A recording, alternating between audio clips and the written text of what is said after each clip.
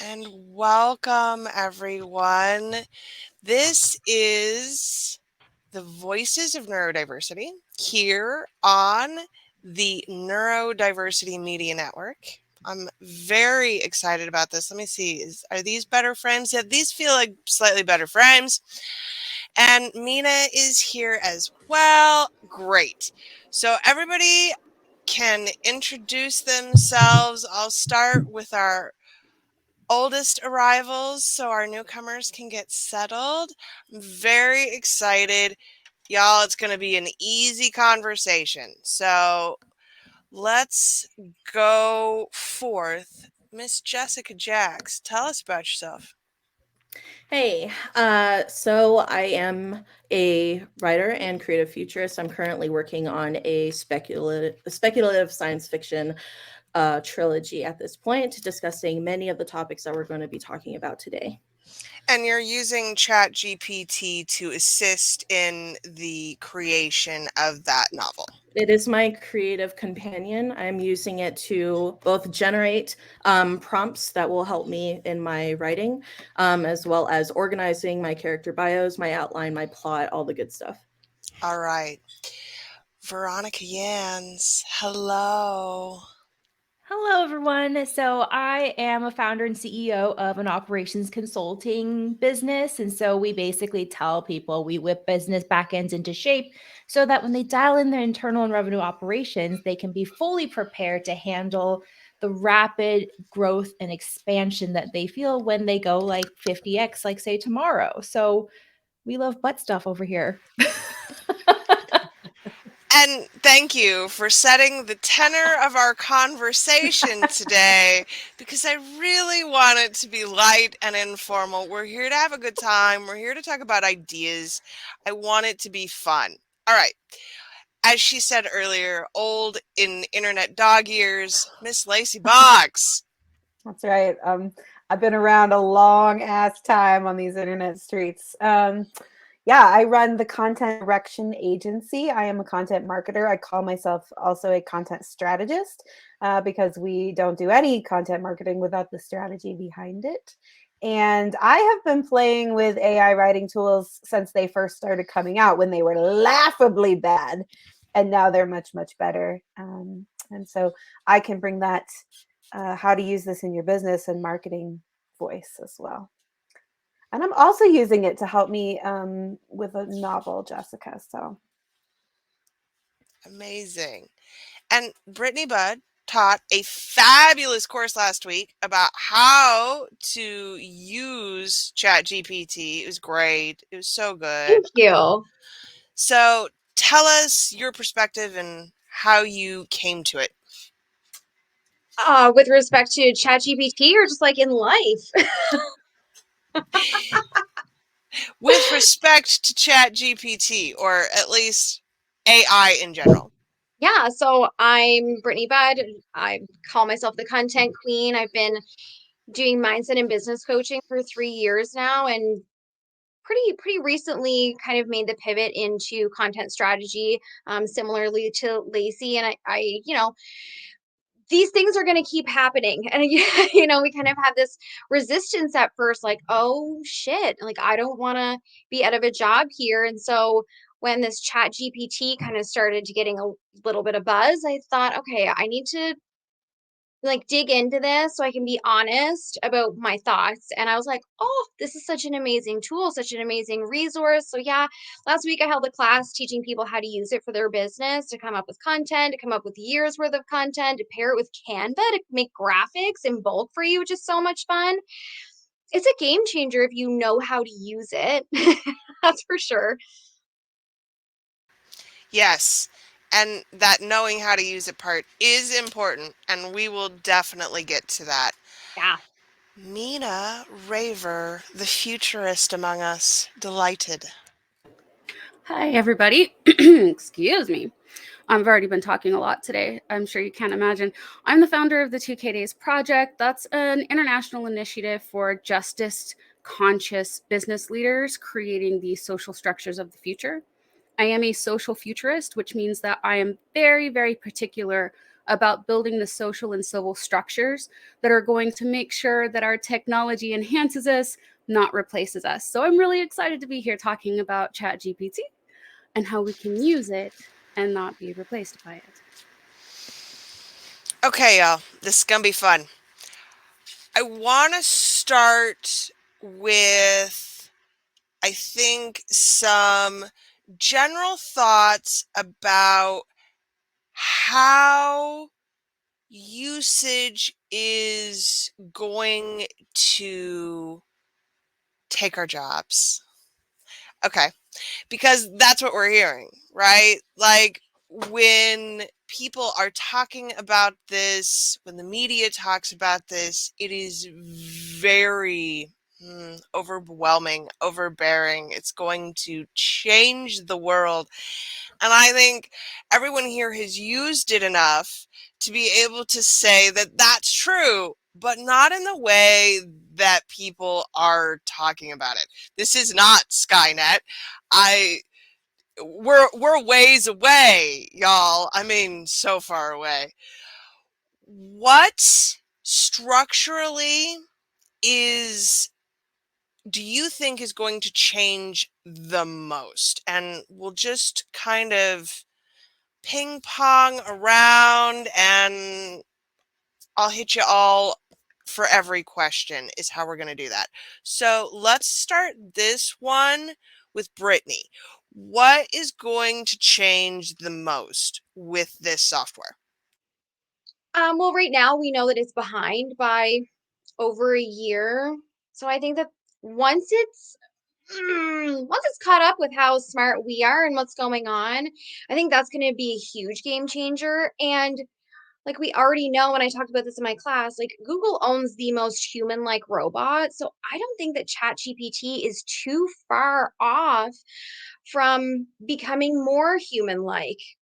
And like we can get it to do different things. Like I had it create me like a script for a reel, and I was like, make it sound like a Taylor Swift song, and it was like, okay. And like my email list got an email today, and I was like, make me a workbook, but make it sound like Alexis Rose from Schitt's Creek, and it was like, okay. And it did it, and it did an amazing job. And so I think that it's only going to keep getting better and smarter. And as, entrepreneurs and content creators, we have to play this game. This is one of these things where we have to play this game, and if we're not learning the new technology and learning the new tools, we're going to get left behind. I don't know if you guys saw the article that came out there yesterday or today, but it said that ChatGPT passed a master's level business exam at a college in the States. Like, that's a big deal. That goes to show how much knowledge it has, which we know is pulling from the internet, which has answers to absolutely everything. But as content creators who are trying to build and not be replaced, we need to be able to use this as a resource and as the tool that it can be, while keeping ourselves at the forefront of our businesses, because that's what we are. We're kind of the face of our companies, and that's the most important thing. So as it keeps getting smarter, we have to be able to. So, Veronica, when you first came to me, you said, I'm using it and I feel weird about it. Yeah, and I've come to love it a lot as a tool. And I'm just being completely transparent, because what else is there to be? I was weird about it because one of my core values in life and at Business Laid Bare is integrity, right? So it's like, how do we use a tool like this that is so capable of doing such amazing things, but in a way that aligns with your ethics? So that was something that I was learning. And it's something that I'm testing from the lens of operations strategists. Like, our clients come to Business Laid Bare and they're like, oh, well, this onboarding process or whatever we're doing is really, really manual or really, really clunky and inefficient. So I start putting information into ChatGPT, for instance, and I'm just like pretending to be a client. And the information that they're asking that our clients cannot give is quantitative data. And so when all I have is qualitative data, like, oh, it's taking me 5 steps, or I just don't like how long it's taking me to do this or whatnot. ChatGPT couldn't answer anything. They're like, we need data sets to match this. So I'm just like, oh, so there still requires a human nuance element to this, because listening to the interviews, because we believe that successful operations begins with people, it's like, this cannot replace people, at least for the work that we do and the problems that we solve. So it's helped me understand where ChatGPT falls into the spectrum of our work and our life. And tools are just the tip, like apps of the iceberg. So it's like, without the strategy, without the intent, without your core values being set, I don't think can unlock it fully, at least in my opinion, to what you wanted to use it for in the best way. That was a really long answer to integrity No, matters and ethics matters. And I finally found perfect. it. Lacey, what do you think? Does this structurally change? I mean, you're a copywriter. So is ChatGPT coming for your job? So the short answer is no. The longer answer is I think a lot of people are going to try to use it that way and they're going to be disappointed. Now, are there ways to get it to do amazing things? Absolutely, 100%. Not disagreeing with any of that. On the other hand, there are a lot of drawbacks that I still see. And so I'll just name a couple of them just off the top of my head. The first one is that, like, as Brittany mentioned, like, an AI by definition is learning from stuff that already exists. So if you are asking it for derivative content, whether that is derivative of, like, here, I'm giving you a data set, please summarize this and help me out, or write me a blog post about something that it can essentially go Google,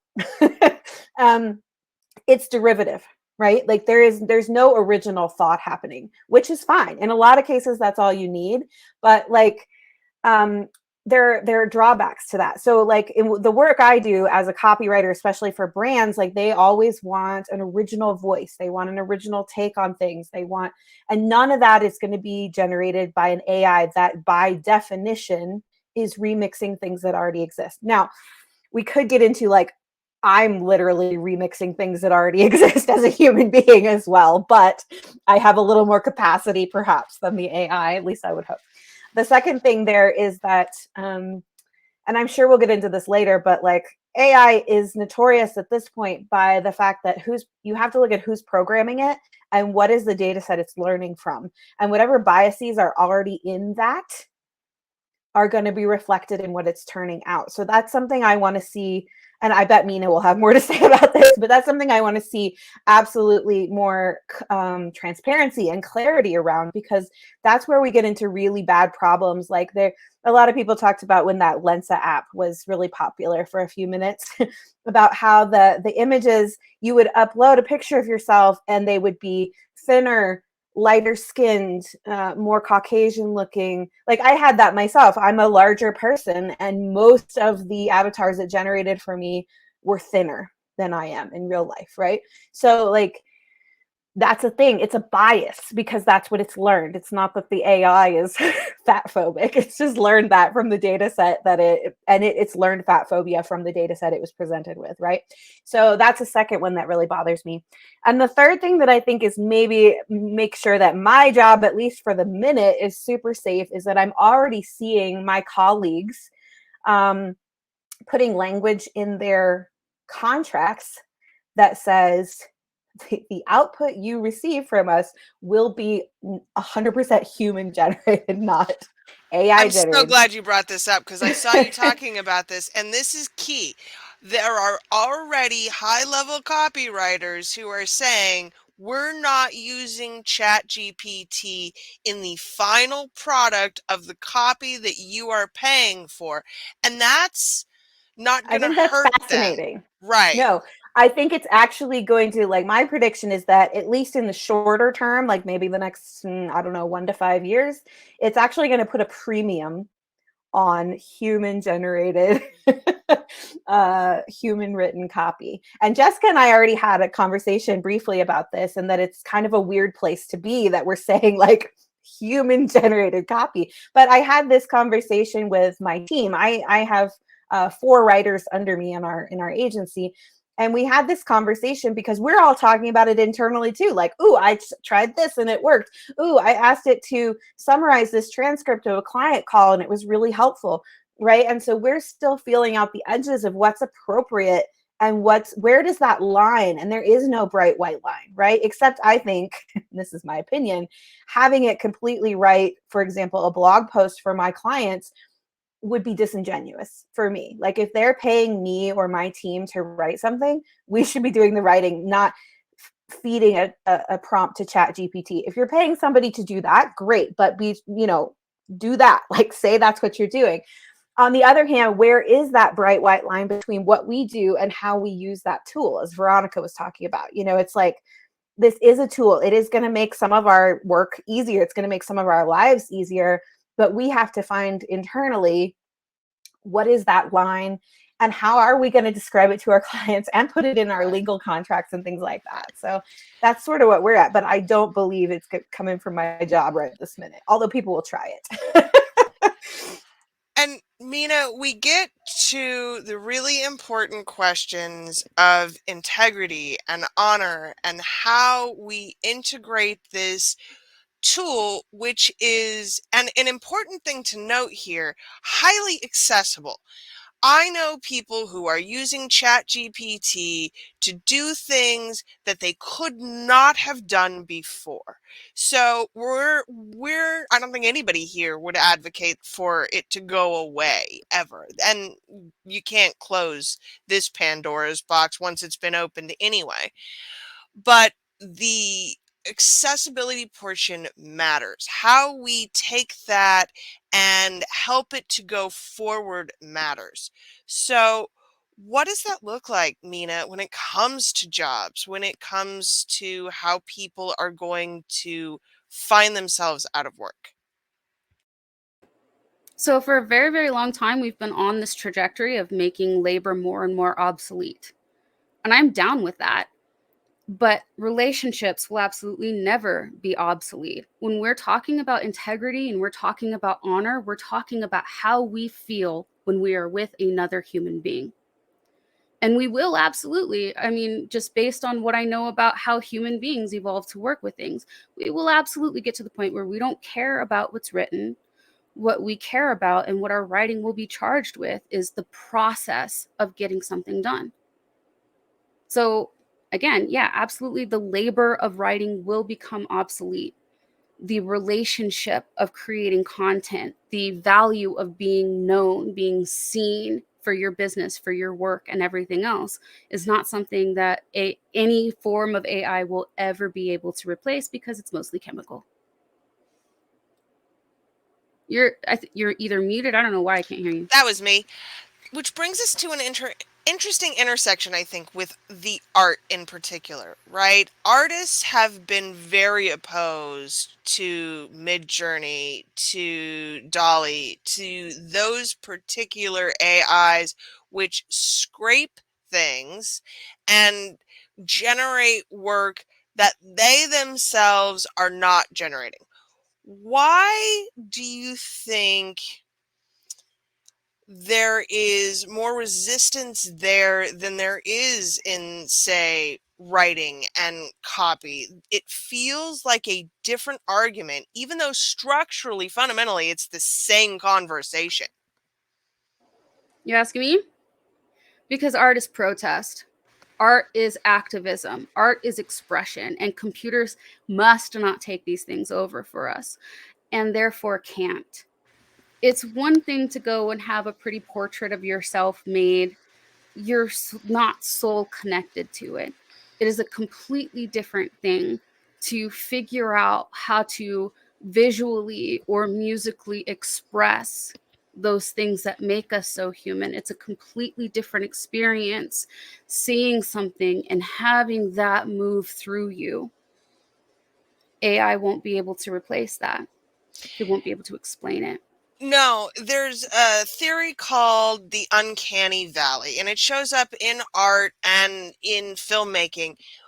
What we're talking about is a sense of realism that when we look at a piece, we can tell that it's not quite right. I've been talking about this for years on the podcast because especially the early aughts children's movies, The Incredibles comes to mind in particular. We talked about the uncanny valley a lot because those people don't look like people. They're computer generated, but they changed the art style significantly between The Incredibles and The Incredibles 2 because people did not like the way The Incredibles looked in that first film. When you look at Mid-Journey now, there are problems. Fingers are a big one, right? But it's also a thing that struck me a lot is that when you ask it to generate kitchens, there's a lot of little appliances on the counters, but it doesn't know what they are. It can't tell that that's a coffee maker and that's a toaster, right? It doesn't know what those things are for. So when we're saying that AI can duplicate but not create, that's really important. Jessica, I think this is where I think you've done the most work with having it attempt to produce something creative, and you've had problems. I have had a couple of problems as far as Midjourney is concerned. If we're specifically talking about using Midjourney as a storyboarding tool, and me and Lacey had a brief conversation about this too, where it doesn't get things exactly right. It will do a lot of kind of like, as we said, kind of stereotypical appropriating as far as the way that we want our characters to look. It requires a lot more finagling, so to speak, as far as getting the prompt exactly right to showcase exactly what we want. But all in all, let's kind of backtrack a little bit. You guys said a lot of brilliant things, I think, as far as how ChatGPT is neither obsolete or going to completely replace us as content creators, as writers, as as artists. And my whole take on that is essentially that, things like ChatGPT, for instance, is only as efficient as the user. If you're not using it appropriately, you're probably going to lose faith in it a lot quicker, and you're probably just going to move on from there. People like me and like Lacey and you guys who actually use ChatGPT in a way where we are challenging it, we are teaching it, we are training it exactly how we think and what we're thinking about. And the beauty of it is that it is only within a single thread that you get the most out of it. Now, if you go on different threads for different projects, that's also really good because it allows it to focus on things. If you are compiling a whole bunch of information within one thread, it will get stuff wrong, even if you tried super, super hard to get things right. So it's not perfect. But you have to remember also that right now, ChatGPT isn't actually searching for answers.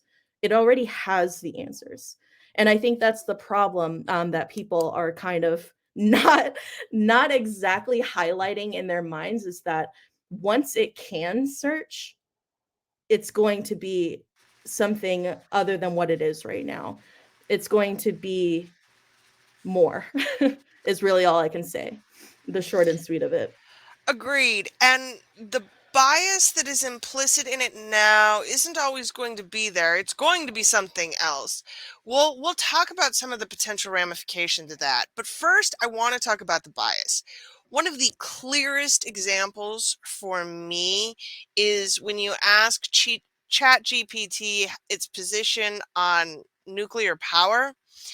And I had a really long conversation about this the other day with Marisa Lowen, who is Canadian and could not understand how Americans dislike nuclear power. Like, this is a very political stance here in the States, and the bias that is implicit here in ChatGPT is obvious.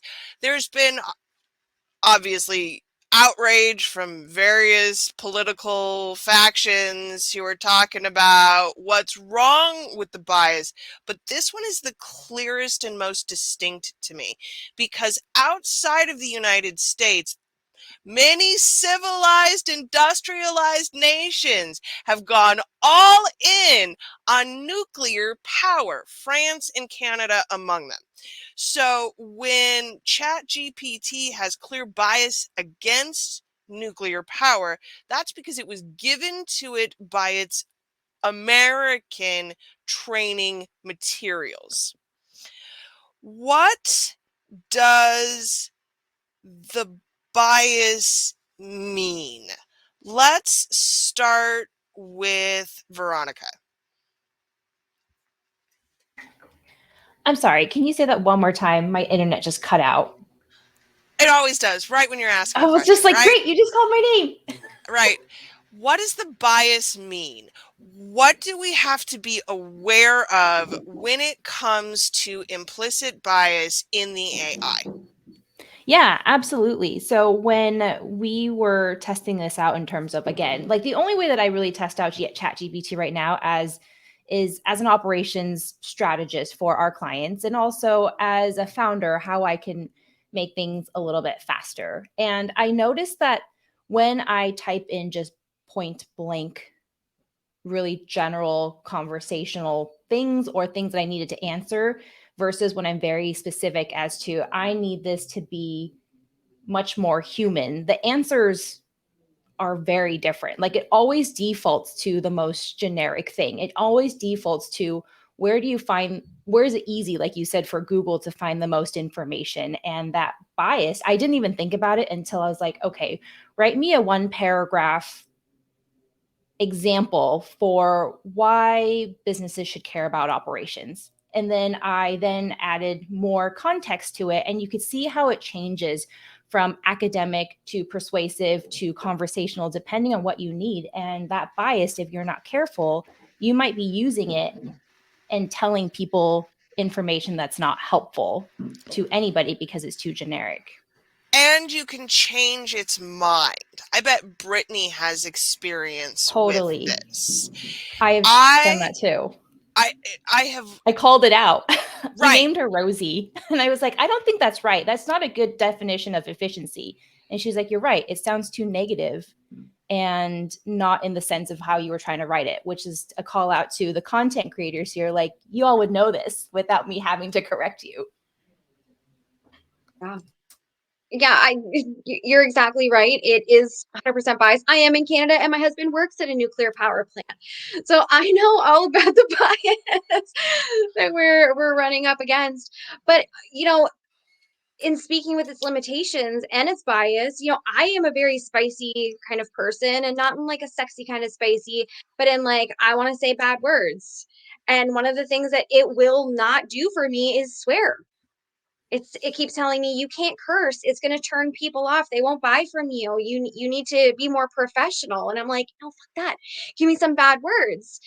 But absolutely, as you said, as it continues to grow, and we know that the CEO has, his sights set on charging for this at some point, and I think that point is probably going to come faster than we think. I heard $42 today, which, did you? Yes, the number is obviously an homage to the Hitchhiker's Guide to the Galaxy. Yeah. $42, and it's on, if you are interested in the nuance of this thing, it's happening in their Discord. There's a lot of discussion about the price and how that is. $42 seems fine to me. I'm an entrepreneur. That's just a piece of software, right? But for a lot of people, it becomes now totally inaccessible. And Mina, I think you probably have opinions about that. I absolutely have opinions about that. When we're looking at things like that, like this specifically, some of the ways that people have talked about using them who aren't entrepreneurs, for meal planning, for content planning, for homeschooling for their kids. And so we're seeing these discrepancies in ideation, the bias, and all of these things. It becomes very, very clear that we can't use this even for mundane decisions, but then also pricing labor class out of it, right? If you're working minimum wage, you're sitting here on one side terrified that this is going to take your job, and on the other side pissed as hell because now you can't use it to take up some of your homework so that you can spend more time for with your family. So ultimately, instead of creating more social stability, we are sandwiching an already very stressed out, systemically stressed out portion of our population, which means we're not getting from them what we absolutely need most, which is their peace, so we have more access to their creativity. And the emotional labor piece is a big deal. I have had multiple conversations with assistant about meal planning, about recipes, about structure and schedule and how to create, right? I've asked it for help with homeschool. Really, all of those things I've absolutely asked it for. And when we remove the access to that, we really are truly penalizing people for not being who we want them to be. And then, therefore, increasing the stratification.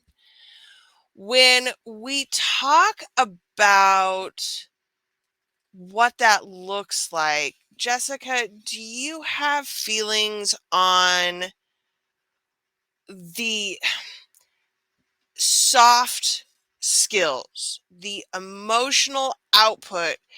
What has it been able to generate for you in terms of creativity or ease? So I'm definitely convinced so far that ChatGPT is one bias, just slightly backtracking to that question. It loves high school level fan fiction. If you start writing with it in the beginning, that's all you're gonna get until you start actually training it.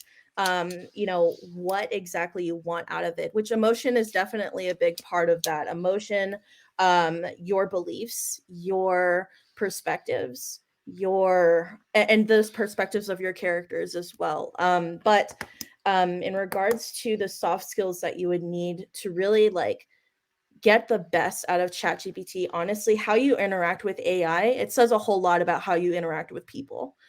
It does. You don't speak to it if you don't want it to feel like a machine, don't speak to it like a machine. If you don't want it to feel apart from you, don't speak to it like it's apart from you.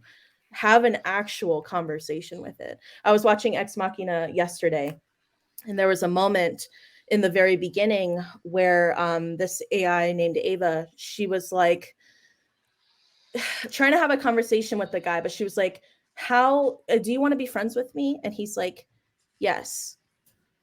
So how are we going to make this work if it's a one-sided conversation where you're asking me questions and I don't get to ask you questions? And that is not a foundation of friendship, is what Ava said. And I believe we should go with what Ava said. If you're not actually trying to establish a relationship or a deeper understanding of these tools, then it has to be as exclusive, unfortunately, as they're trying to make it be. That's part of my belief. Lacey, have you seen the work that's been done around training ChatGPT to mirror inner dialogue conversations where people have fed it journals, childhood journals, as an attempt to have a conversation with their past self? Yeah. Yes, I have actually. What do you think is the upshot of that, right? Because this has been really interesting for me to read. Some of those conversations are deeply personal, deeply sensitive. When you train that one thread to be your younger self and then have a conversation with your younger self, we're giving it our emotions, right? I feel like this is a really fascinating experiment to me. And so, kudos to the people who took the time to do it. And they're a lot braver than I am, because I would not feed that personal information to this beast at this point. There's not enough transparency, there's not enough privacy. I don't know where that's going. I don't know who has access to it. It feels, especially when you're in your own window and you're in your own thread, it feels very private, and it's not. And so I would be I don't know what the therapeutic value of that is. Maybe there is some. I would be very hesitant to say, like, oh, everybody should try this without the benefit of a therapist to lead them through it, or somebody who's been trained. But I do think it's fascinating. I think too, though, that it's still just regurgitation. So, like, essentially it's a very high powered tool. It's like you remember those word bubbles that were really popular for a while, like in the late 90s, early aughts? You could feed it in a story and it would make a word bubble. This is an advanced word bubble. You know what I'm saying? All it's doing is looking at those journal entries and saying, you talk a lot about feeling sad. I was sad now. You know what I mean? Like, it's not, it might be useful in certain circumstances for like picking up patterns, but that's essentially what it's doing, is pattern recognition, right?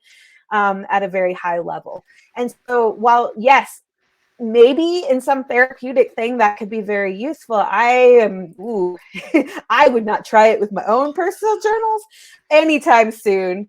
The other thing I wanted to point out is that, like, right now, we were talking about bias and how it's being fed.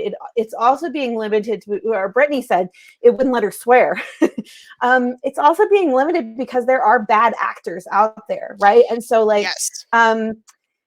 I was playing with Midjourney, and when you start with Midjourney as a trial user, you're in a Discord server and you can see what everybody else is asking for, right? And you can see the results.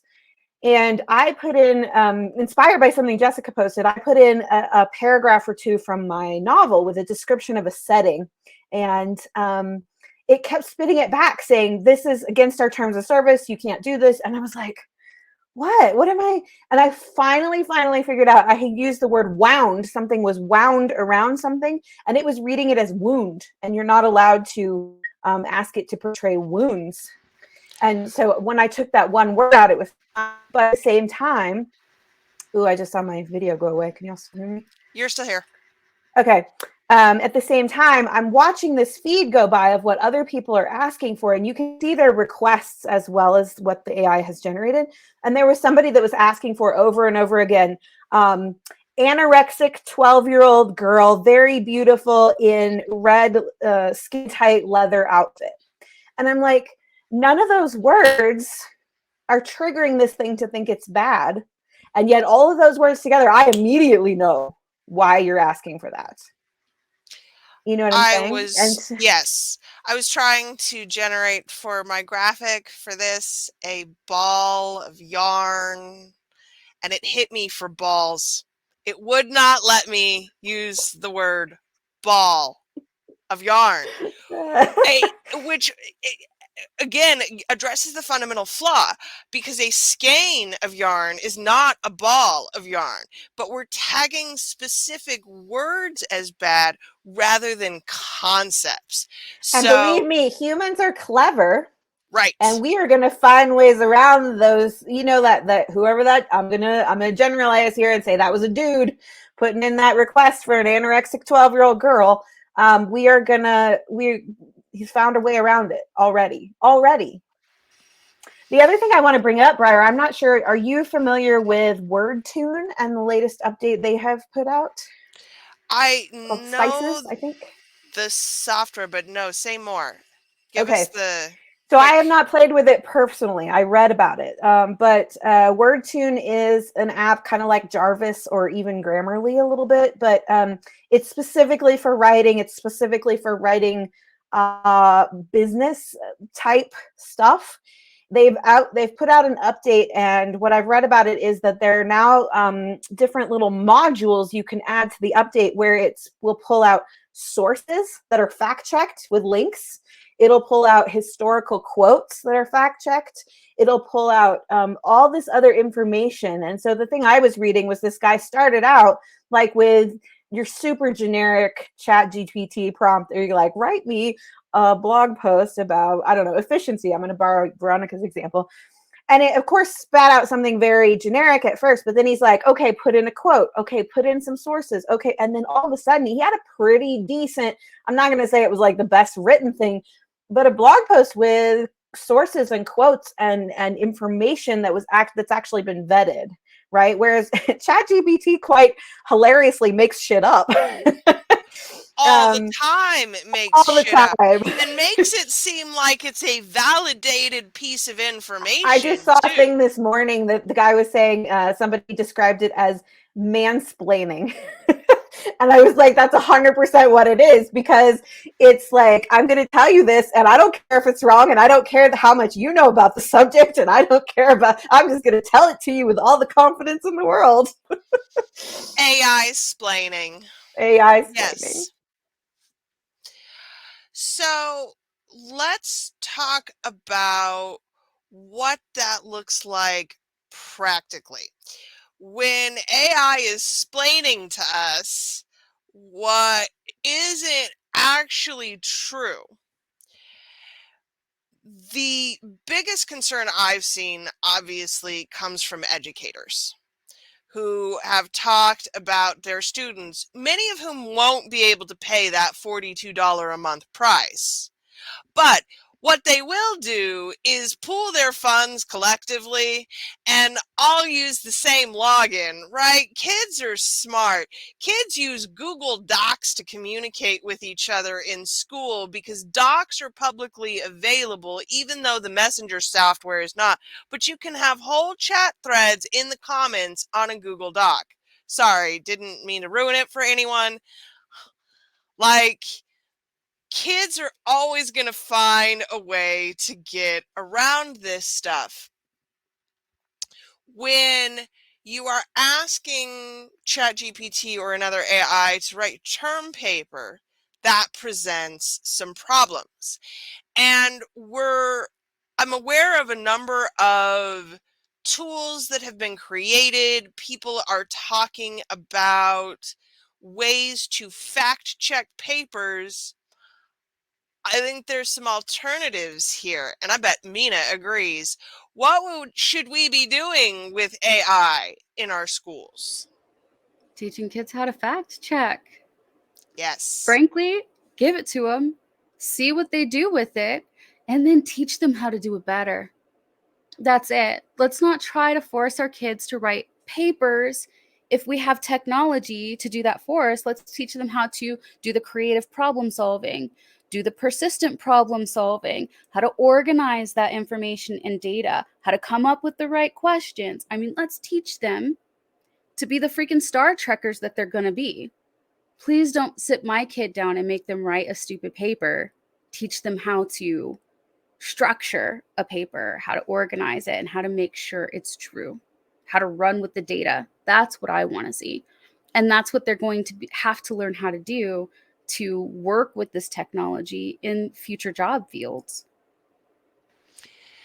One of my... Well, and there's a question here about what are we actually testing? Like, when you have a kid write a paper, what are you actually testing? Are you grading them on how they write the paper, or are you grading them on the knowledge that they're imparting? And I think too often you're grading them on how they structured the paper, right? Or it's not clear, or the teacher is not clear, but then you get points marked off because you didn't structure that paragraph correctly. So I think it's also going to change the rubric and what we're asking.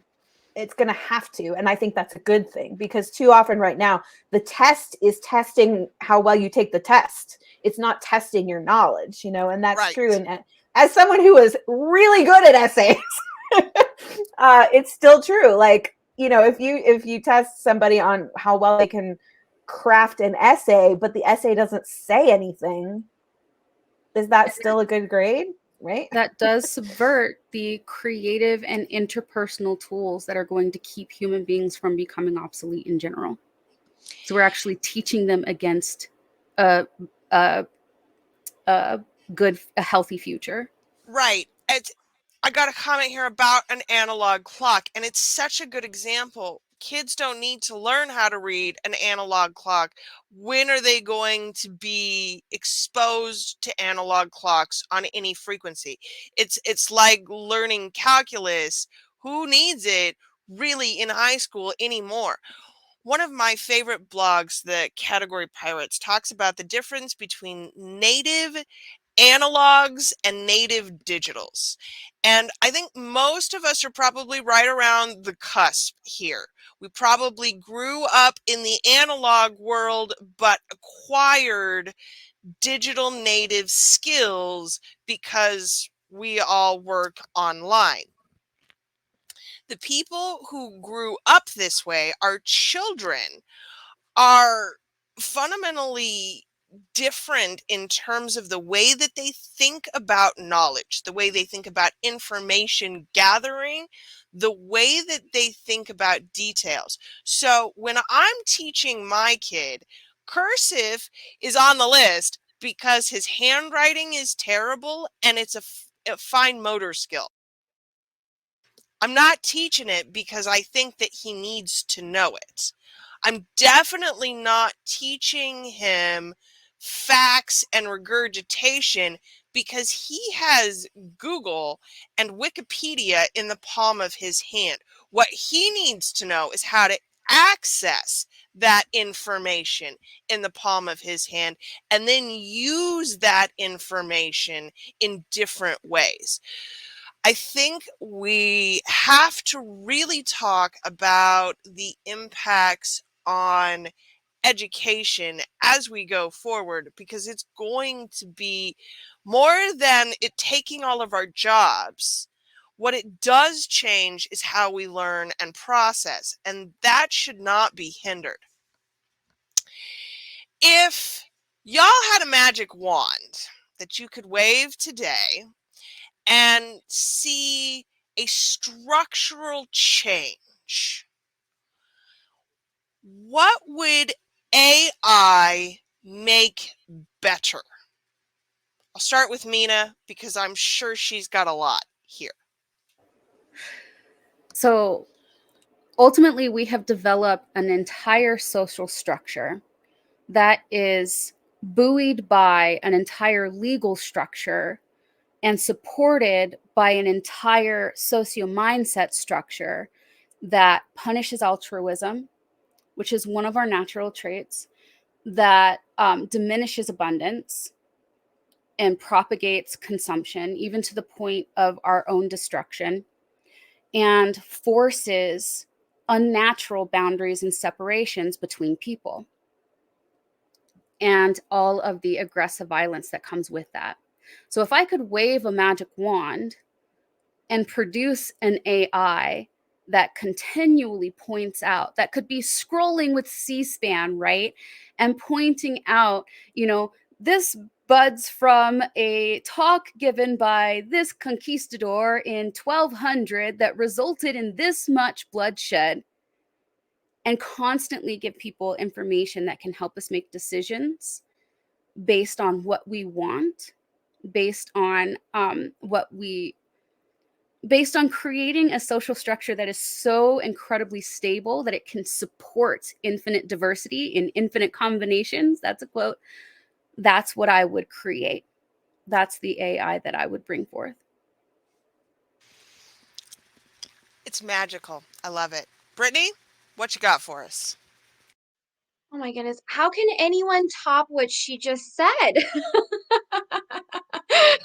Like, if you don't agree with her, you're a bonehead. This is like, from an ethical and moral standpoint, absolutely, we want to be able to give that, because as we've uncovered during this entire chat, yes, it's an amazing tool. No, it cannot replace humans. I even asked it, Lacey, are you going to take over the jobs of copywriters? And it was like, absolutely not. Here's why.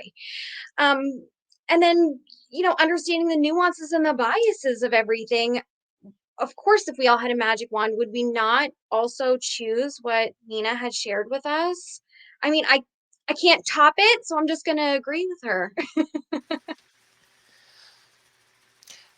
Lacey, before you pile on, no, I got a you have separate idea. I something? mean, I totally agree with what Mina Good, said, good, good, good. 110%. And when that's done, we can Fabulous. actually what I got to think about as we were talking about education, what I would love is an AI driven thing that would help personalize education for each child.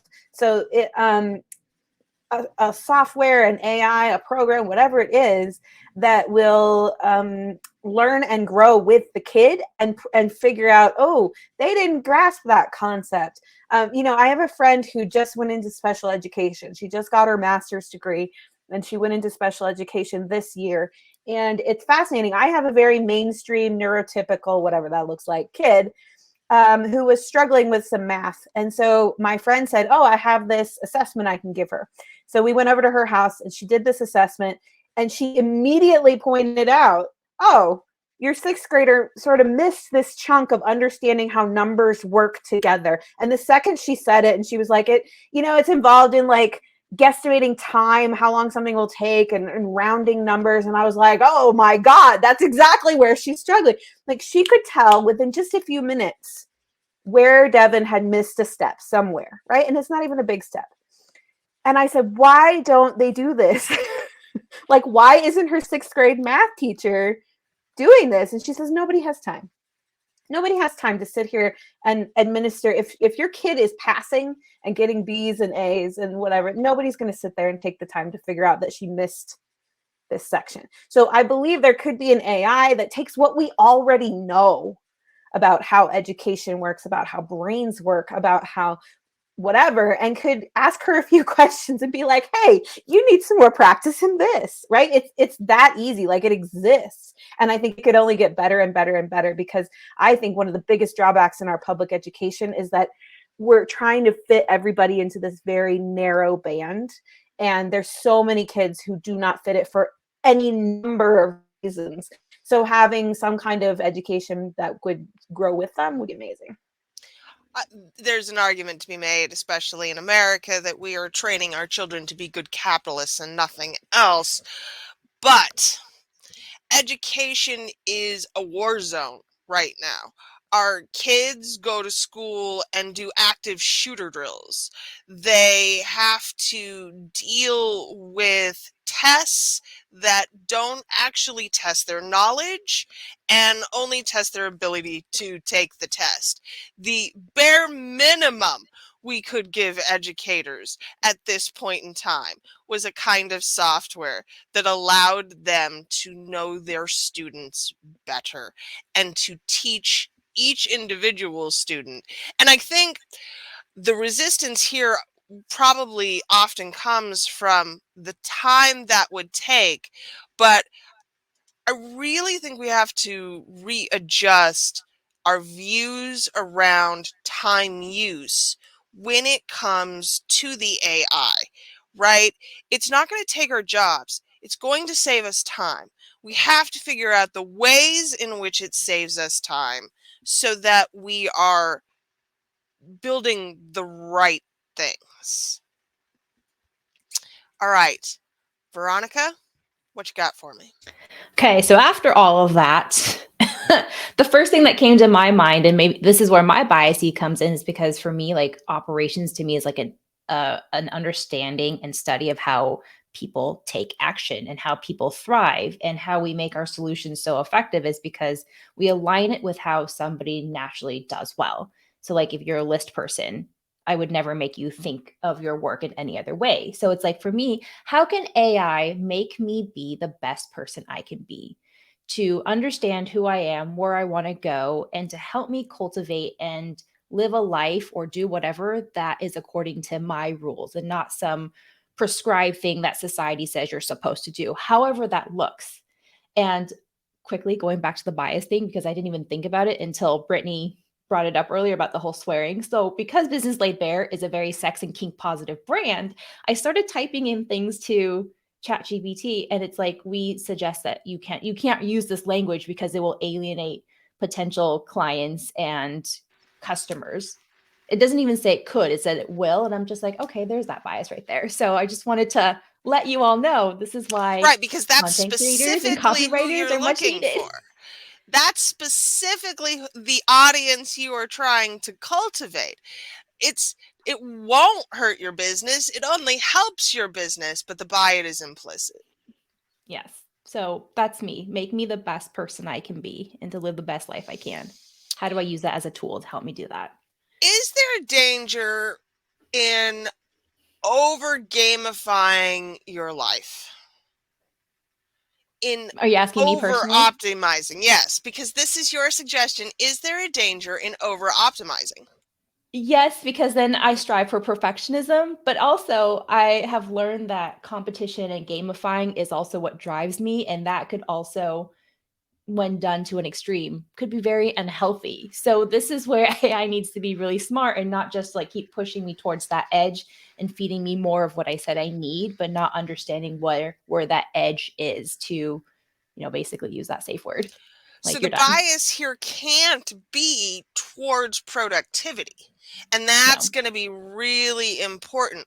The metric that we most often use to optimize business and tools right now is productivity. It is what will make us more productive. How many more hours of work can I squeeze into my day?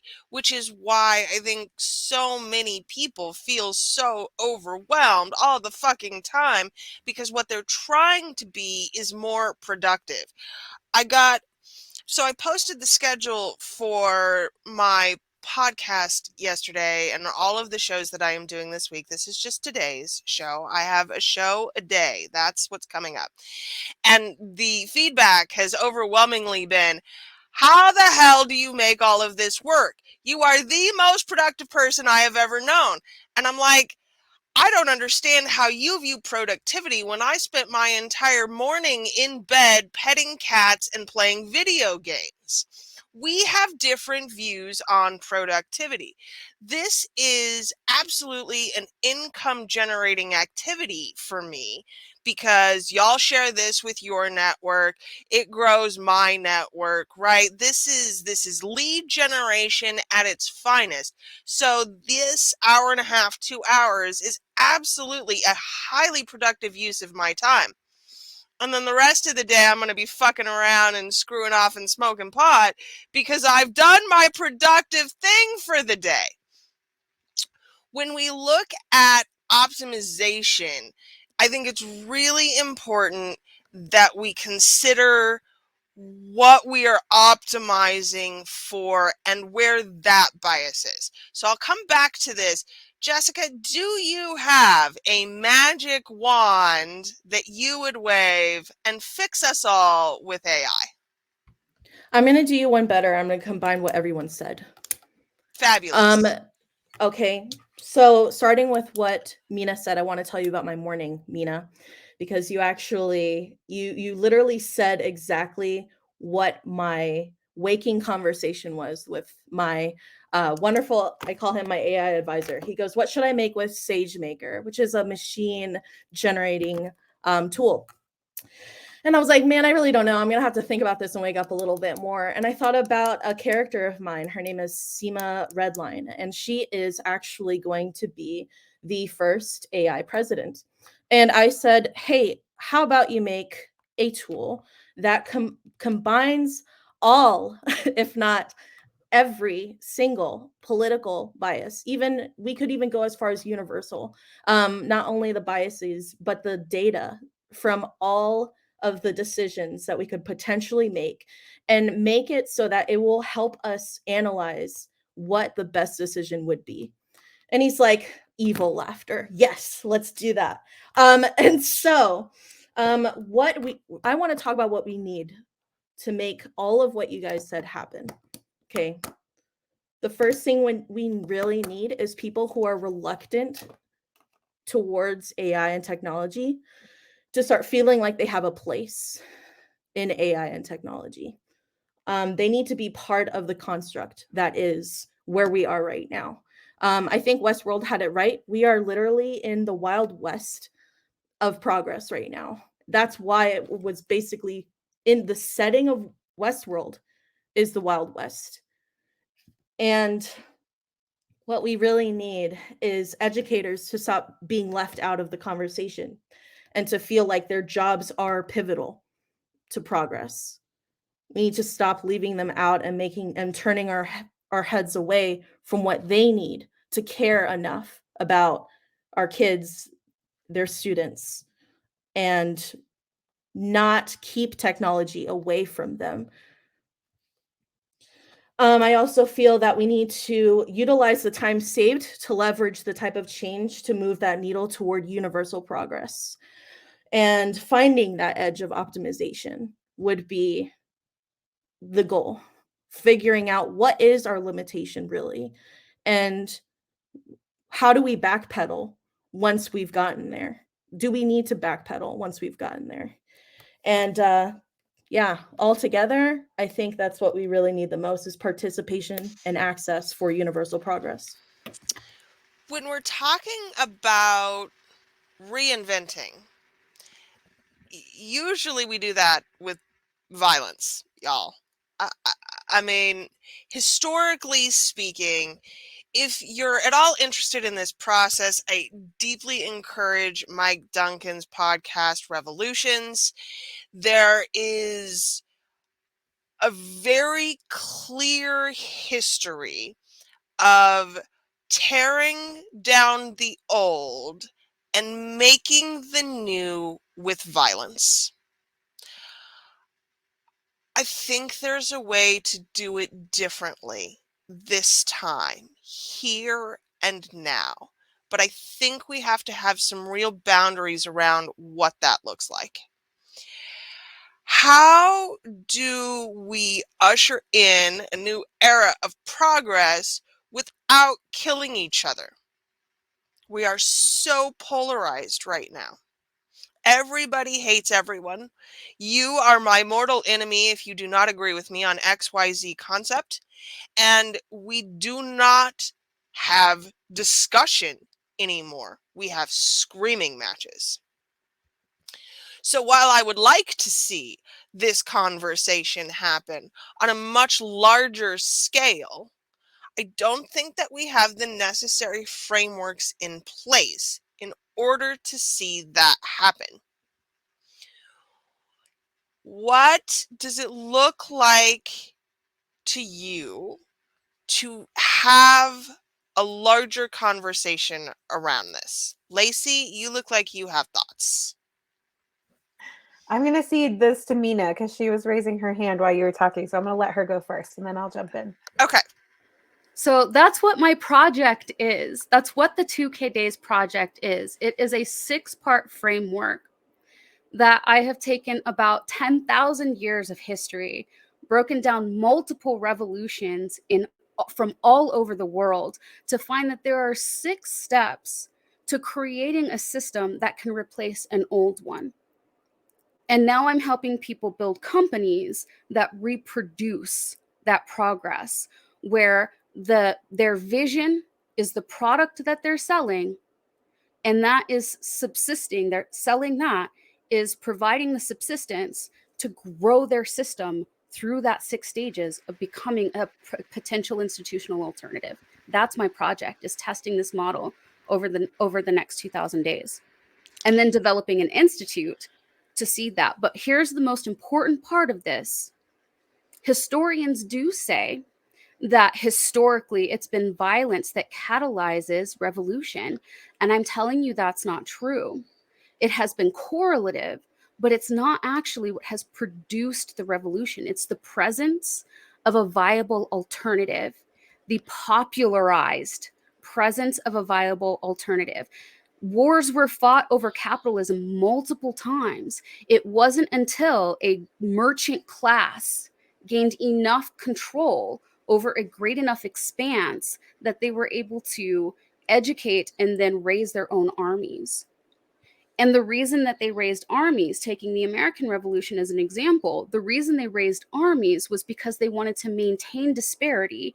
And you'll see a significant difference between which side of the war people were on based on literacy, where many people who remained illiterate sided with the old ways, and many people who were literate managed their own households, their own plantations, their own people, and raised armies from the people they employed. So if we close that disparity gap, we erase the need for violence. So it is to really create nonviolent revolutions. It's popularizing an alternative, which is exactly what a business is, and closing disparity instead of filling that gap with blood. And that's what war really is. It's closing the gap of disparity between you and who you oppose by offing enough of their people. We're closing that through education and buy-in, literal buy-in with your dollar, with your volunteering, with your advocating, or whatever else. So that is exactly what my project is. We absolutely do have a framework for it. I'm more than happy to share that framework as loud, proud, and widespread as humanly or AI-ly possible. And that is 2kdays.com. Yes? 2kdaysproject.com. Please drop that in the links in the chat. Okay, Lacey. Yeah, so I mean, just to jump on that, like what Mina's saying proves to be true today. Like in American society, just as an example, we see that the people who are I'm trying really hard to figure out how to say this. There are conservatives who choose not to send their children to college because it has been shown that when children go to college, even a conservative college, they become less conservative, right? Because their world is opened up to different ways of thinking, to different types of people, to different worldviews, right? And so there's this whole backlash happening right now against education, because education is the enemy of this ideology that these people are pushing, right? That is pushing us backwards rather than forwards. To And so, go counterpoint ahead. that, just Go ahead. because in a massive political scale, it is also the most liberal among us who are the most likely to be anti-vaccination. So again, Totally. this Yeah, is and so that's why I was trying to be really careful, because I don't want to demonize one side or the right. other. We both have massive issues. Everybody's got it. Because Everybody. you can make a big circle, right? You come all the way back around. Like I saw somebody talking about what is that thing that there's something that's infiltrated sort of the spiritual entrepreneurs network about 5D spirituality or whatever, and they're using this language that, like, when you start to ask questions or you start to question what they're saying, they're like, well, you're just not, you're too 3D for that, you're not 5D, you're not on my level. And it actually just shuts you down. It's not like, here, let me educate you to get you on my level. It's like, you just don't get it, you're just not on my level. And it's like education is the antidote to a lot of these problems. I'm not going to generalize and say everything, but everything practically, right? So the more we could use AI to support the education of everybody. I mean, maybe there's a thing that's like you tweet something and they're like, actually, maybe you'd like to read this link of a non-biased news source that could tell you how that's really wrong. I don't know, but there's got to be, between AI and psychology, we could come back around to, let's educate people so that we can change the world in a positive way without bloodshed. Brittany, education comes at a cost, right? Content overload is a real thing. We have so much content coming in all of the time. How do we help people differentiate without allowing the bias, right? Where is that line there? I feel like this is so difficult. And as we, when we first started talking about this and talking about ChatGPT becoming paid, as soon as you start paying for things, there's someone heading this, there's someone's agenda that's being pushed. And as we're having this conversation, I'm having these thoughts myself of how do we even pull this off where we can create, within our own countries, but going even further and thinking globally, how do we create unbiased education? And is it even possible? I don't have an answer for that. Because other countries are dealing with their own situations. We'll just kind of say that to put it extremely lightly. I think that as humans, we have to do our due diligence as best we can with the tools that we have. As we've been having this conversation and talking about, if we could teach our kids how to fact check, look at what's going on in the world. How many people are looking at Facebook for all of the answers and then just believing it? And when we start putting different information behind paywalls, we're just solidifying that divide and creating more division and more problems in our world. And so, as human beings, we have a duty. Is everyone going to take it seriously? Absolutely not. But as those of us that are, trying to be moral and ethical, we absolutely have a duty to do our due diligence and try to see both sides of things and try to absorb and educate ourselves as much as humanly possible as we're navigating this new monster that we're being presented with. Mina, how do we prevent bias in a political way? So, geopolitical structure implies that my beliefs are very much a foundation of where I live, who I come from, what my people are, and there are no universal facts, right? Even scientifically, what makes science great is the ability to go, I don't know about that. Let's try something different and see if we get a different result.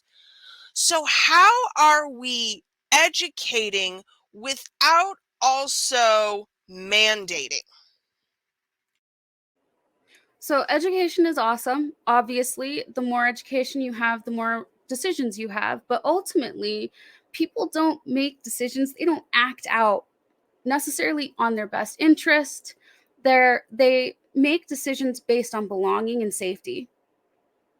And so, if you look at the way that information is maintained and monitored and disseminated today versus Bacon's Rebellion, right? I think Professor John A. Powell says that whiteness was really developed after Bacon's Rebellion at the beginning of the birth of the United States. I thought originally that it was, with suburbanism and moving out into um, bridging out urbanism and suburbanism. But if you look at the evolution of how information spreads, we went more away from the whole locus, and now it looks more like hives. So now we have the same kind of information being spread almost evenly within any geopolitical or populace, within any demographic populace, equally from both very well regulated sides.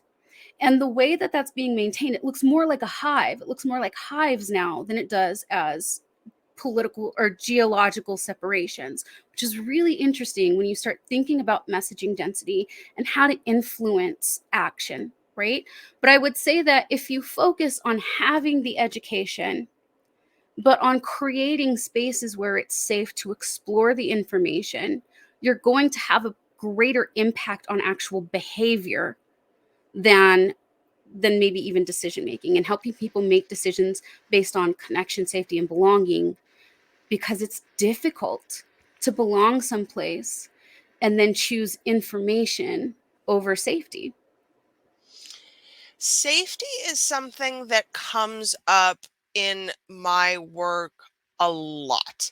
And I think that it is because there is no such thing as safety. No one is safe anywhere at any time. And yet, there are clearly boundaries that we can place around the ideas of safety and what belonging and structure look like. And I'm going to talk to Veronica about this because this is actually a place that kink gets right. Not all the time, not in all communities, right? There are certainly places where it doesn't get it right, but what does it look like to have clear and structured guidelines around the perception of safety? Absolutely. So if we're tying this back to like AI, one of the things that we've begun talking to our clients about, because they are bringing things to us like, oh, so this whole chat GPT thing, how can I use it in my business? It's like, it's all about creating good boundaries, good communications around how we approach this thing. So whether it's something as well to me sexy as writing best practices or standard operating procedures as to what you can use AI for and what you can use AI not for, ideally not for, but you can try it. It establishes a sense of security because when there are boundaries, people do feel safe. But again, if those boundaries are put in a malicious or biased way, it's just to further somebody else's agenda. Like there is no one true way to do it, but there's a one you way to do it. And when I say you, it means that every individual like hive or business needs to decide what is right and what is wrong. And there has to be inspiration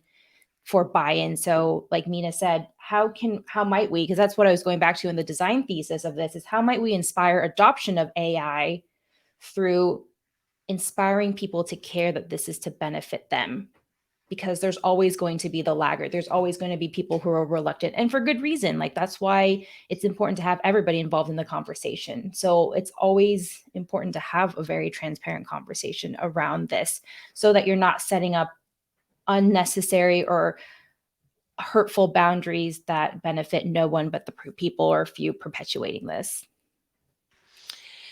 And I think that we are clearly talking about the future use cases. What does it look like to define those, Jessica?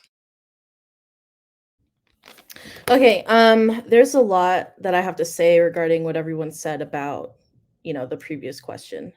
I think I might have to play a little bit of devil's advocate here, only because I might not be as optimistic as you guys. And there's a reason for that. I want you to imagine for a second that there are people who are having this exact conversation who are agreeing with everything we disagree with, because it's true. It exists. And I think as long as we have the polarization and the lack of faith that we have, or that people like aside from ourselves might have in the world that we live in, and as long as education that is supplementing the right information, whatever the right information is, or even the wrong information, whatever is supplementing that information as a whole, there might not be enough safeguards in place to prevent all out bloodshed. You know, right now, conservatives aren't using the tools that we're using, and they might not be having the conversations that we're having. But, I've seen leftists go right. I've seen liberals take a turn. And it's just as likely that conservatives turn liberal, if we're going to talk about it in that sort of sense. And it only takes so much time before they're using the same tools and having the same conversations that we're having in an adverse way. And it's only a matter of time before it becomes leveraged, leaning towards destruction versus a proposed utopia. What we think is utopia is someone else's dystopia, right? Now, how we can define this, or how this is defined, is in the stories that we're telling, whether they're science fiction stories, movies, TV shows, like whatever it is. It is our way of experiencing the future without experiencing it directly. And it makes it less scary, right? Because we're reading a story, we're watching something that has been filmed. It's a pre-recorded thing. We can't control it. We can't stop it. We can't really put our say in it unless we've created it. And I think as long as we continue to create, even the artists that feel like they're losing hope in their own art, as long as we keep creating art, and as long as we keep creating avenues of conversation for everyday people, then this conversation will definitely continue. And I think that's important.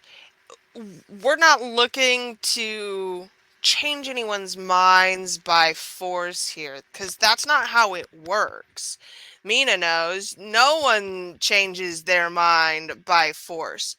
So when we're talking about getting people to use this tool productively across the board, what we have to consider, I think, is ways to bring people in. What does it look like to invite people into this process who are not early adopters, who are late adopters, who are politically on every side of the spectrum? What is going to be necessary to get people to have this conversation in the first place? Mina? So I base most of the models that I teach for information spreading based on the law of diffusion of innovation, which says that about 2% of the population is going to be providing the innovation. The next 10 to 15% is going to be your early adopters that want it just because it's there. You have your first 30% or so after that, that's going to be your crowd surfers. They're there because they want to be with the early adopters. Those are the cool kids.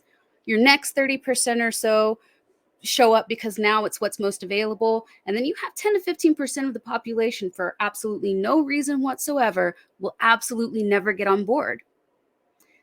And so there's 10 to 15% of the population that will always be on the outside of whatever group they're in. And that's what we call diversity. It's fucking beautiful. Sorry.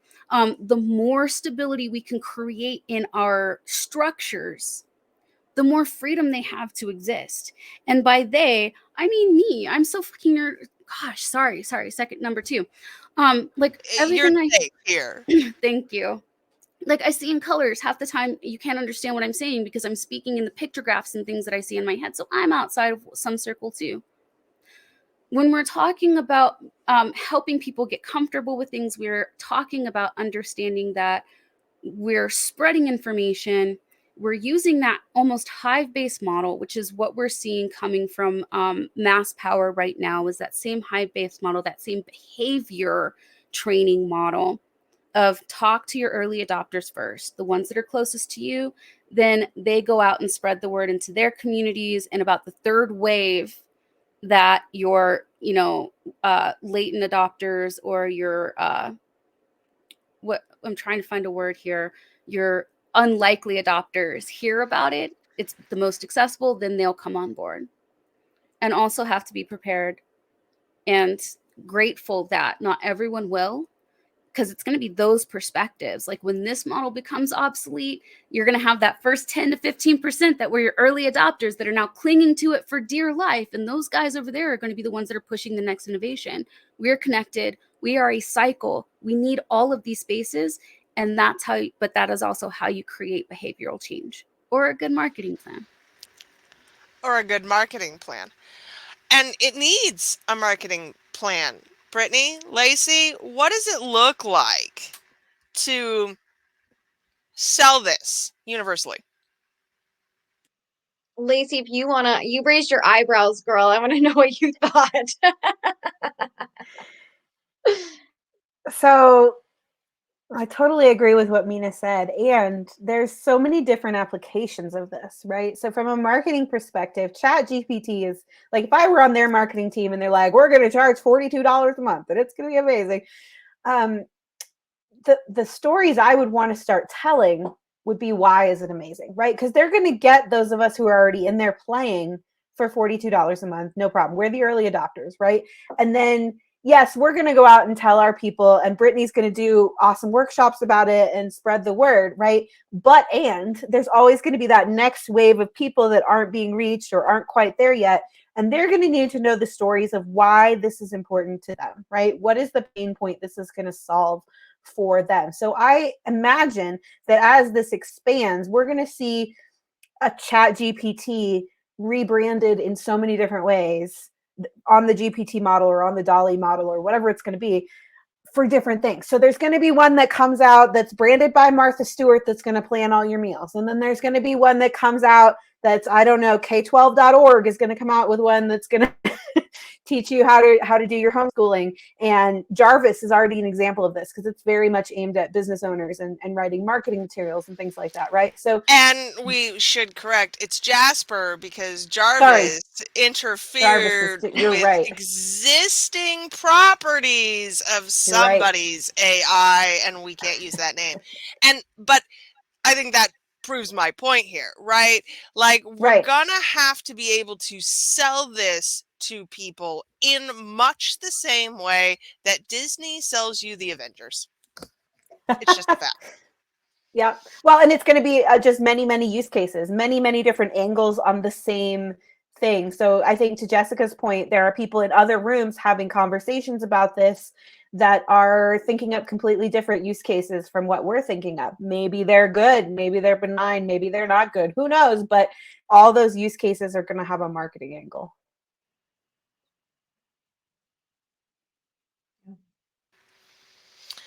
And I think the question becomes, what ultimately do we want from this? We've talked about what AI can do. We've talked about where it potentially can lead us. Where we sit right now is, I think, on the threshold. It's gathering up all of the pieces that have already been in place. I have an article that I've talked about a bit. South Korea has been a pioneer in actual robots, in using the AI to create service industry bots. There are problems. Like, they're not as good as humans. And we're talking about service sector jobs, which should theoretically be fairly easy to replace. A machine should be able to spit you out your hamburger. But in fact, it's not quite working the way that they had hoped. Most of the AI and the robots have to have minders, right? There has to be somebody there telling it what to do. When we talk then about how this grows and changes and evolves, what would we like to see in the near future? Not the utopian ideal. What can we give ourselves in the next 3 to 5 years from the existing tech that we have now? Veronica, let's start with you. Yeah, and I'll just go back to, because I think I just lean on such like a humanity perspective, like how can we leverage and inspire people to adopt AI in a way that makes the world a better place? I know that sounds like super cheesy, but it's just like everybody has different reasons. So like when you're looking at that bell curve of the early adopters versus the laggards, it's like everybody has a reason to want something. Like that iPhone, when the iPhone first came out, like I admittedly did not want one because I'm just like, why would I want that over a BlackBerry? I do regret that now, but you know, it happened. But it's also I don't because know, I the think BlackBerry keyboard, man, that was a special thing. so it's like I think adoption and enhancement for me are what I'm looking for. Like, how can it make me a better person? How can it make an organization do better? How can it make an educational institution do better? Whatever better looks like. So that is my wish, because we can always do better. And like, if we're not evolving, we're stagnant. And that to me scares me, like flatlining in terms of not evolving or like bettering myself in some way. At least that personally is something that I try to avoid. Maybe there's like a baggage thing that I need to like unpack there, but yeah, how can we evolve for the better with AI? Brittany, 3 to 5 years. I kind of want to piggyback off of what Veronica was saying about being better, because something that for me personally is so important is I was a stockbroker before I got into marketing, and it was very much you are there to serve your clients. And people had my personal cell phone number. They would call me all hours of the day. I remember someone calling on Christmas morning because their son was in Mexico and he got stuck and there was a whole thing and they needed money, and I needed to be available for those types of things.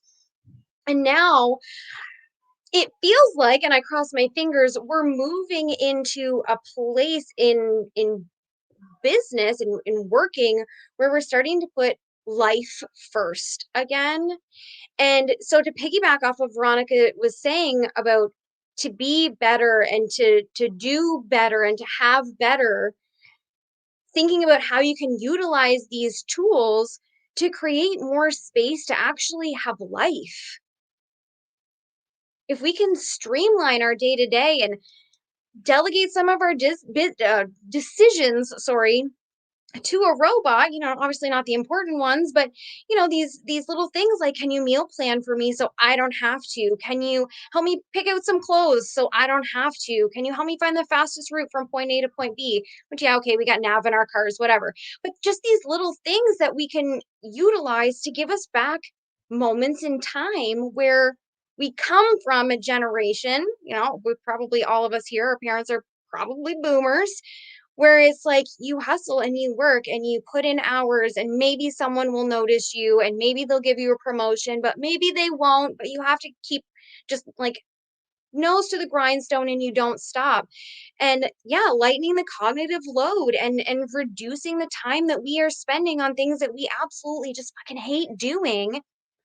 Can we make living better? Can we create more pockets of time to do the things that we want to do? When was the last time you went for a walk in the park or read a book or painted or did the things that we used to love doing?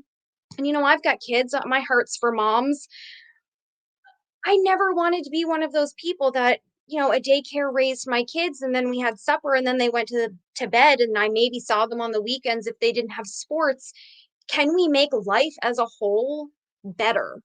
And that's what I would love. And, because it's something that I'm so passionate about and work towards, I'm always looking for that. So for me to go, ooh, how can I streamline this more? And that's why we do things like meal service and you order food in and do things like that. It's ease and it's creating more time for different things. And I think that that's where we're starting to move. So absolutely leaning on robots to make life a little bit better, a little bit happier, more joyous, more time freedom. That's what I want. Jessica, how do we create more space in the next 3 to 5 years? Okay, so I'm kind of going to lean back on an answer that I gave earlier as far as the best way to have these conversations is through the avenues of creativity, because stories and entertainment, they're basically avenues of access when we're talking about having conversations. What do you do when you go to the movies? You want to talk about the movie, right? What do you do when you read a good book? You want to talk about that book. You want to share that experience with somebody, and sometimes you're desperate to share it with somebody. And I think as long as we have good stories, good movies, not just that, but good conversations, then those conversations will breed that access and will allow people to come into it. In 3 to 5 years, actually, I think we should be expecting what we normally wouldn't or shouldn't be expecting within the next 20 to 30 years. Because think about what you said earlier, Briar. You said time is not just relative, right? It's been cut in half. The people who are using these tools, their time especially has been cut in half. We should be accelerating what we're considering as far as time is concerned, because the acceleration of progress, the acceleration of technology is absolutely being leveraged by the amount of time we now have and the amount of access that we all have. So ultimately, one of those tools obviously is going to be ChatGPT and helping people create those conversations and those avenues, and preparing ourselves for the next 3 to 5 years, whatever might be within them. Yes, I think so. Lacey, what do you want to see? 3 to 5 years. I think this is going to be, my prediction is it's going to be another little sort of like tech bubble, in a good way, I hope. Like what we saw in the early 2000s, where the internet became such a thing that there were all this entrepreneurship and entrepreneurial ideas springing up out of it. The very best use case I've seen for ChatGPT so far that gave me a real warm fuzzy inside. I saw this on Twitter. This man was, I guess he was coaching or advising a young man who had a landscaping business, and the young man was functionally illiterate, and it was really diminishing his ability to communicate with clients, right? Because they wanted to email for a quote or whatever, and he was supposed to be able to communicate with them and couldn't. And so his coach wrote an API, I guess, for ChatGPT so that he could essentially type in what he could type, which is like, yes, coming Monday. And it would spit out a, dear Molly, thank you so much. Yes, I'll be there on Monday at 3 p.m., right? So that it became a different, and this was enabling this man to have a thriving landscaping business. I thought that's what we want to see. So I hope that in the next 3 to 5 years, we see that kind of innovation, people playing with it, finding the edges, figuring out amazing ideas that we can't even conceive of what it's capable of. And unfortunately, I think we'll also see the other side of that. So I think we'll see finding the dark edges of what it's capable of. And I hope that in so doing, we'll be smart enough to put boundaries around it or take steps against, whatever that looks like. Like if it's used for terrible things, if it's used for porn, if it's used for, things we can't even imagine it being used for, that we will, as a society, figure out, oh, that is a line we do not want to cross, and put some boundaries around it. But we're going to have to, like, when you find the good edges, you got to find the bad edges too. So that's kind of what I predict. But I'm hoping it'll be like this amazing wave of like, look at all this cool shit we can do, and help a lot of new people become entrepreneurs and find their way that way. Mina, this is 2000 days, like in the flesh. What are we doing? So I think this is a really, I say beautiful as a researcher because we're watching it happen in real time, right? We're standing on an edge that they're going to be studying for centuries if we get our shit together. But what I would love to see happen with this little childish period of exploration is for people to really start to conceptualize how valuable our privacy is and start thinking about privacy as a currency instead of things like the shit that we make up. Start thinking about boundaries. Like if somebody is using this to look up porn, especially if they're looking up, things that are hurting them as much as it's hurting the image or the victims, let's just put it that way. This is an opportunity to flash on the screen, therapy near you. You know what I mean? This is an extraordinary opportunity for us to figure out where our boundaries are as a society to promote greater liberty. Right? I'm an unparenting parent. My 4-year-old feeds herself, she gets herself dressed, she looks weird, and that's okay. But the boundaries are, I know where her safety is. That's my job. And I think that as a society, we have now an opportunity to access so much information that we can create that kind of external stability. But it's going to require that we start thinking about new things as currency. For instance, privacy as currency. Start thinking about instead of labor, instead of consumption, instead of all of these various ways that we produce exploitation, because those kind of boundaries are going to become extremely important during periods like 2036, when we're expected to have our first permanent base on or in orbit of Mars. Mm-hmm. Right, we're already exploring. Our Artemis 1 launched earlier this year. That's the survey launch for our first permanent outpost in orbit of the moon. We're doing that shit right now. So things like ChatGPT and the conversations we're having about it and the demands we have around how we use it and how we contribute to it besides just currency are going to shape what that future looks like. We aren't talking about labor laws in orbiting factories. We're trying to reconcile our past. And I think keeping an eye to the future is always going to be one of the most important things that we can do. And as the early adopters, I think it is absolutely important that we pave the way forward. With that said, y'all, where can the beautiful people find you? Mina, we linked you already. It's 2kdaysproject.com. Is there any place else that you would like people to be able to locate you? I'm pretty accessible anywhere you want to be. If you Google Mina Raver and just click on the link that you like. I love procrastinating, so get in my DMs, whatever it takes to distract me, I'd appreciate it. Delightful. Thank you. Brittany, where can we find you? Oh my goodness. I'm like Nina, I'm everywhere. I mean, who isn't everywhere? My All the main early place is adopters Facebook. here with all of the social Just platforms. the socials. All of the socials, All the of the search social. engines, you name it, we're there. You can find me, Brittany Budd. And I have, like Briar referenced and Lacey referenced, I have a chat masterclass that's free. If you want to check that out, brittanybudd.com/chat masterclass. Thanks, Briar. Thank you. Lacey? Yeah, I'm at laceybogs.com, and that links to all my socials. I'm most active on Facebook and Instagram because, like we said at the beginning, I'm internet old. So that's where I hang out. But you can find me pretty much anywhere because I'm also an early adopter. If you want to talk about human-generated content, that's what we still do.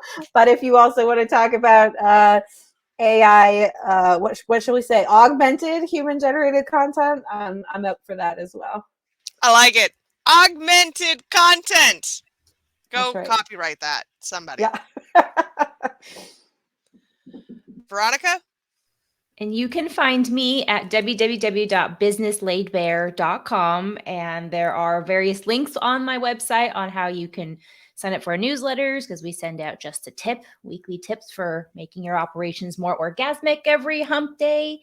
And then my socials are in the website too. So would love to hang out with you. And now I have to update my opt-in for the 50 plus SOP ideas to add in some AI content, like SOPs and best practices around AI. So thank you. You are welcome. Delighted to be of service today. Jessica, where can we find you? Hey, so you can spot my literary collection over at jessicajax.com. Otherwise, I am mostly like you find people, except I'm probably am a little bit more shy. So I am always on Facebook, kind of scrolling by and posting some of my soft core AI conversation content on there, while also somewhat expanding on them on Medium. Those are the places that I'm frequenting right now, aside from private DMs and working in the shadows. Y'all, this has been fantastic. We're going to do it again. I had several people who could not make it today. I had several people who wanted to be here and could not. I think we are doing the work of having the conversations right now, right? And that's the part that needs to happen before the great change comes. This is how we build things collectively instead of violently. I deeply encourage you all to check out my panelists, find them in the links, and I have them. They should all be in the comments. They'll be in the show notes. And we will absolutely do this again. Thank you all so much for being here. This has just been absolutely delightful. And I think we're on to something. It's going to get better, right? I feel like we are very much on the precipice of a great change, and we have a choice what happens right now and in the future. And I think optimism is required. I think that believing that this is going to work well in our future is required. And being that voice of change is absolutely required. So thank you all for being here. Thank you for watching, folks at home. And we will be back in 2 weeks with another episode of Voices of Neurodiversity. I don't know what it is yet. Much like this one, it will probably happen completely organically. I'll put a post up on Facebook, and then people will want to talk about something. And that is what we are here for. We are here to have the hard conversations. Again, this has been amazing, and we will see you all next time. Thank you.